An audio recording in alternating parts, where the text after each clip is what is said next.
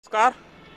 Are के त्यागी, Ghaziabad NCR Delhi. ओम सच्ची जनवानी में चैनल पर आपका स्वागत है। प्लीज़ सब्सक्राइब यूट्यूब चैनल ओम सच्ची जनवानी में। वीडियो को शेयर करें अधिक से अधिक और वीडियो को लाइक कमेंट भी करें। बात करेंगे पाकिस्तान की। पाकिस्तान की राजनीति में भूचाल चल रहा है इस वक्त। कल वहाँ पर इलेक्शन थे, जनरल इलेक्शन, और उसके बाद ये हुआ कि इलेक्शन समाप्त होने के 1 घंटा बाद ही वहाँ गिनती प्रारंभ हो जाती है, और कल भी हो गई। लेकिन वहाँ रात तक ही नतीजे आ जाते हैं। पूरी रात गिनती चलती है और रात तक ही कुछ ना कुछ नतीजे पता लग जाते हैं। हमने पहले कहा भी था कि नतीजे रात तक ही आ जाएंगे, लेकिन देर रात तक भी कोई नतीजा नहीं पता लग रहा और सुबह को भी नहीं लग रहा। अब इलेक्शन में धांधलेबाजी के बड़े आरोप लग रहे हैं और सेना पर आरोप लग रहे हैं। हुआ है कि मियां नवाज शरीफ को सेना ने अपना पीएम कैंडिडेट माना था और फिक्स कर दिया था एक तरह से कि वही होंगे पीएम। पर जिस इमरान खान क्रिकेटर को सेना और वहाँ के एस्टेब्लिशमेंट, वहाँ के सिस्टम ने, वहाँ की शहबाज शरीफ सरकार ने लगातार जेलों में रखा और लगातार उसके खिलाफ जो है झूठे सच्चे मुकदमे दायर कराए। उसके बाद उसके फेवर में बड़ी सहानुभूति लहर चली है वहाँ, और उस सहानुभूति लहर के चलते पाकिस्तान की जनता ने भारी मतों से उन्हें वोट दिए। हालांकि उनकी पार्टी को बैन कर दिया गया था, उनका चुनाव चिन्ह छीन लिया गया था, और उनके साथ सब कुछ वो हुआ था जिसके बारे में हम कितनी चर्चा कर चुके हैं और लगातार चैनल्स पे आप लोग देख चुके हैं। वो सब करने के बावजूद भी इमरान खान को ख़त्म नहीं कर पाए। जेल में पड़े हुए हैं वो, और 100 से लगभग उनके ऊपर मुकदमे होंगे और कई में उन्हें सज़ा हो चुकी है, वो जेल में ही है। लेकिन उनके जो बड़े बड़े नेताओं को उनको या तो तोड़ लिया गया या गिरफ्तार कर लिया गया, लेकिन उसके बावजूद भी वो हारे नहीं और उनके प्रत्याशियों ने निर्दलीय रूप से पर्चे भरे। और जब ये देखा गया कि 150 से 336 के करीब सीट हैं पाकिस्तान में, जिनमें से 70 रिजर्व सीट हैं 10 अल्पसंख्यकों के लिए और 60 जो है महिलाओं के लिए, तो उन पर इलेक्शन नहीं था। इलेक्शन था सिर्फ 260 सीट पर।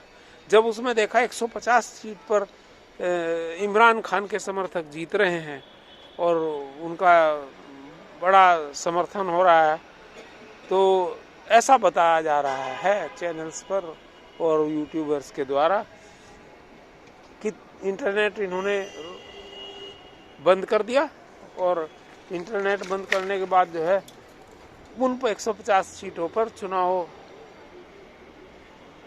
की गिनती भी व्यवधान की गई और पता नहीं लगने दिया किसी को। और उसके बाद आज सुबह रिजल्ट उल्टे आने शुरू हो गए उन 150 सीटों में से। लेकिन फिर भी उन सब के बावजूद भी इमरान खान आगे चल रहे हैं, इमरान खान के निर्दलीय प्रत्याशी। तो इस तरह की ये जो हो रही है लगातार कोशिश, और उसके पहले ये बताया गया कि बहुत सारे जहाँ पर इमरान खान के समर्थक हैं उन बूथ्स पर इलेक्शन रोके गए। 8 बजे इलेक्शन शुरू होने थे, 11-11, 9-9 बजे, 10-10 बजे तक वहाँ शुरू नहीं हुआ इलेक्शन, और बताया नहीं गया उन्हें कारण। लगातार कोई ना कोई लगातार समाचार आते रहे कल, और फिर ऐसा भी बताया गया कि एक घर में 10 वोट हैं तो 10 के 10 वोटर्स के बूथ अलग हैं। मतलब हर तरह के व्यवधान पैदा करे गए, लेकिन बावजूद उसके इन लोगों ने इमरान खान के पक्ष में वोट दिए।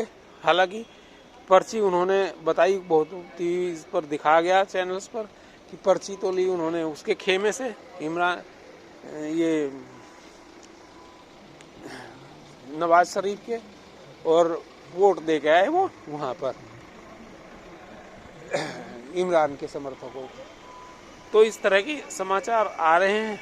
बाकी अभी शाम तक शायद स्थिति क्लियर हो जाए, लेकिन अब कोर्ट का भी रोल शुरू हो जाएगा और फौज पर भी प्रेशर पड़ेगा कि क्योंकि पहले भी वहाँ इस तरह का था कि फौज भी अपने जब देखती है कि पब्लिक का संदेश ये है तो वहाँ फौज फिर पलटने लगती है। और कई बार तो ऐसा हुआ कि कमांडर्स जनरल्स बदले गए हैं फौज के।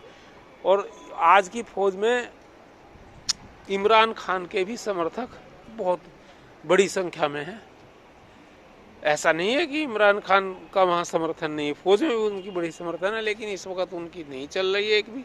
और फौज के ही समर्थन से वो पहले भी आए थे। वैसे तो वो अल्पसंख्यक के प्रधानमंत्री थे, तो फौज के ही समर्थन से वो आए थे। और अगर यही रहा तो एक बार 1970 की तरह ना रिपीट हो जाए। अगर जिस तरह से ये आज कल चल रहा है तो 1970 में जनरल मुजीबुर रहमान हुसैन जो थे उनको जीत गए थे वो, और बाद में उनको सत्ता नहीं हस्तांतरित की थी और बाद में गृह युद्ध शुरू हुआ। उसका रिजल्ट ये रहा 1971 में बांग्लादेश बना, एक नया देश बना और टूट गया था पाकिस्तान। तो अगर ऐसा ही रहा तो कुछ भी हो सकता है, ऐसी परिस्थितियां भी पैदा हो सकती है। हम तो नहीं चाहते कि पाकिस्तान में स्थिरता हो, क्योंकि हमारा पड़ोसी देश है। और मियां नवाज शरीफ इस एजेंडे को लेकर आए थे कि भारत से मैं संबंध सुधारूंगा। उन्होंने पहले भी प्रयास किए 2 बार, लेकिन सेना ने लगातार हस्तक्षेप रखा और उनकी नहीं चली उसमें उस गोल में। वो गोल उनका जैसे भी वो प्रयास करते तभी कुछ ना कुछ भारत के खिलाफ वहाँ सेना का अभियान चल जाता है। एक बार कारगिल अभियान चला, और क्योंकि 2 बार पीएम नवाज शरीफ के टाइम में अटल बिहारी वाजपेयी ने विजिट किया था पाकिस्तान को, और फिर मोदी ने किया था, अनएक्सपेक्टेडली विजिट किया था पाकिस्तान को। और मोदी, प्रधानमंत्री श्री मोदी जी के बड़े अच्छे संबंध थे, लेकिन क्योंकि उनकी सेना नहीं चाहती थी तो वो पलट गया मामला सारा का सारा। तो अब देखते हैं क्या स्थिति होती है, लेकिन अगर गृह युद्ध पाकिस्तान में हुआ इन नतीजों को लेकर तो स्थिति दूसरी बनेगी। और यदि संदेश पब्लिक का, जन भावना, जनता का संदेश फौज ने समझा तो फिर परिस्थितियां दूसरी होंगी। पर फिलहाल लगता नहीं कि इमरान को जेल से छोड़ा जाएगा या उनके किसी समर्थक को सत्ता की बागडोर सौंपी जाएगी। फिलहाल तो यही लगता है कि जितने भी निर्दलीय हैं उनमें से तोड़ फोड़ करके, दबाव डाल करके, क्योंकि पहले भी इमरान के जितने समर्थक बड़े नेता थे सबके खिलाफ कार्रवाई करके या जो भी प्रताड़ना और दंडात्मक वो कर सकते थे वो सब करके उन्हें तोड़ फोड़ के अलग कर दिया और बाद में उसको बैन कर दिया इनकी पार्टी को। तो वो दोबारा भी रिपीट होंगी वो चीज़ें, ऐसा नज़र आ रहा है। और जब रिपीट होंगी तो फिर तो या तो कोर्ट में मामला जाएगा, वहाँ कुछ फैसला होगा जैसा, लेकिन वहाँ कोर्ट के फैसले भी पलटते रहते हैं, और नहीं तो फिर गृह युद्ध भी हो सकता है। और जब गृह युद्ध होगा तो उसकी पहले ही वो भीषण गरीबी की और आर्थिक विषमता की चपेट में है, फिर वो और भी ऐसे ही बढ़ेगा। आर्थिक असमान, वहाँ पर आर्थिक असमानता का भी बड़ा